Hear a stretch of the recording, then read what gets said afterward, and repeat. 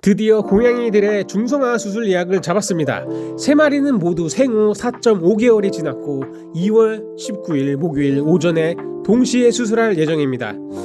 길고양이는 군청에서 중성화 수술을 지원해주는 걸로 알고 있지만 반려묘는 지원 대상이 아니어서 비용은 제가 부담해야 합니다. 이를 위해 라이브 방송용으로 샀던 갤럭시 S23 울트라를 당근에서 52만원에 판매했고 그 돈으로 고양이들의 수술비를 충당할 계획입니다. 돈보다 생명이 중요하다고 생각하기 때문에 스스로 잘한 선택이라고 느낍니다. 우리 고양이 3마리가 모두 수컷이란 점이 그나마 다행이라고 생각됩니다. 암컷이 있었다면 수술비도 더 들고 수술 시간이나 회복 시간도 길어서 손이 훨씬 많이 갔을 테니까요. 오늘은 중성화 수술을 앞두고 오랜만에 고양이들의 몸 길이를 재봤습니다. 한 달 전 1월 6일에도 재본 적이 있었는데 이번에도 대략적으로 측정해보니 3마리 모두 40cm 정도 됐습니다.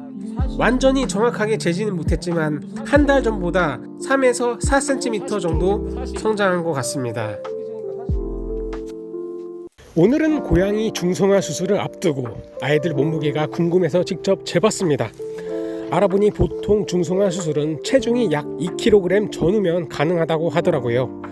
재본 결과 럭키는 3.08kg, 미라클도 3.08kg으로 둘이 정확히 같았고 보미는 2.73kg으로 다른 아이들보다 약 300g 정도 덜 나갔습니다. 한 달 전에 쟀을 때와 비교해보니 3마리 모두 대략 1kg씩 체중이 증가한 상태였습니다. 그만큼 잘 먹고 잘 자라주고 있다는 생각이 들어서 괜히 뿌듯해졌습니다.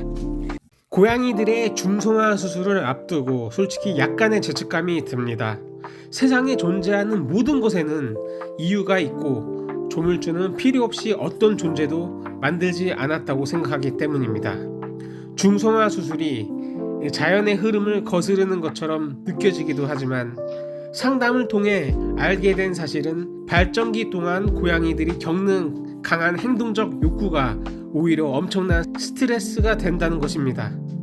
짝을 만날 수 없는 상황이라면 그 욕구를 없애주는 것이 고양이에게 더 나은 선택이라고 생각이 됩니다. 조금 걱정이 되지만 이미 예약이 되어 있으니 수술은 해야겠죠. 그냥 생각나서 적어봅니다. 드디어 우리 고양이들의 중성화 수술을 하게 되었습니다.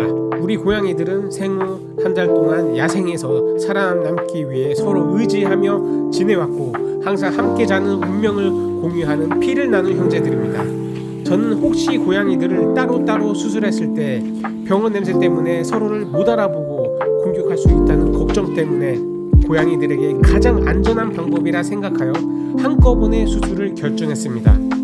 물론 영상 제작을 목적으로 한다면 한 마리씩 며칠 간격으로 수술하며 더 오래 영상을 찍고 싶은 마음도 있었지만 그런 마음은 내려놓고 고양이들의 스트레스와 환경을 최우선으로 고려했습니다.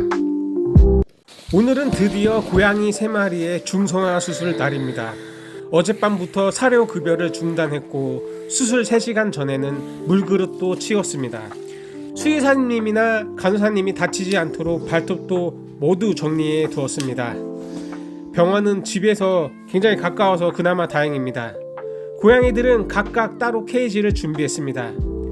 저도 마음이 많이 쓰이지만 사료를 먹지 못해서인지 아이들이 평소보다 조금 예민해 보입니다. 이제는 필요한 준비는 모두 끝났고 출발만 남겨둔 상태입니다. 드디어 중성화 수술을 했습니다. 한 마리당 몸무게가 3kg 육박하는 고양이들을 3마리나 동시에 데리고 이동한다는 건 생각보다 훨씬 힘든 일이었습니다. 아마 고양이들에게도 이날은 극도의 스트레스와 공포 그리고 저에 대한 배신감까지 느껴졌을 순간이었을 겁니다. 병원에는 금방 도착했고 3마리 모두 마취에 들어갔습니다. 눈을 크게 뜬 채 힘없이 쓰러져 있는 모습을 보니 가슴 한켠이 덜컥 내려앉은 듯 마음이 너무 아팠습니다. 특히 미라클은 마취 과정에서 토를 하기도 했고 더 걱정이 됐습니다. 수술은 럭키, 미라클 순으로 진행이 됐고 생각보다 수술은 시간은 상당히 짧았습니다. 하지만 보미는 한쪽 고환이 내려오지 않은 잠복 고환 상태라 수술을 미루게 되었습니다. 큰 마음 먹고 병원까지 왔는데 중성화 때문에 다시 와야 한다는 말을 들으니 솔직히 약간 짜증도 났습니다.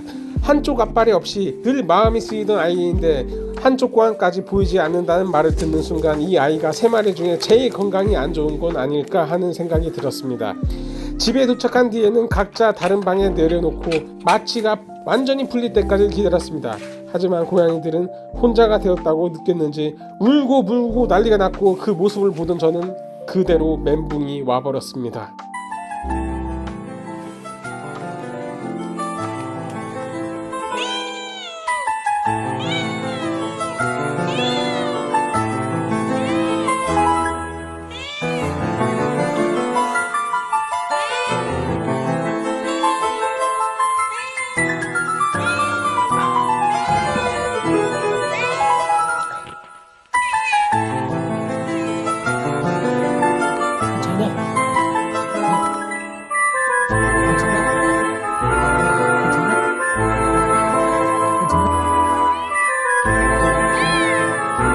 중성화 수술을 마치고 고생한 고양이들에게 특식을 나눠주었지만 생각보다 잘 먹지는 못했습니다.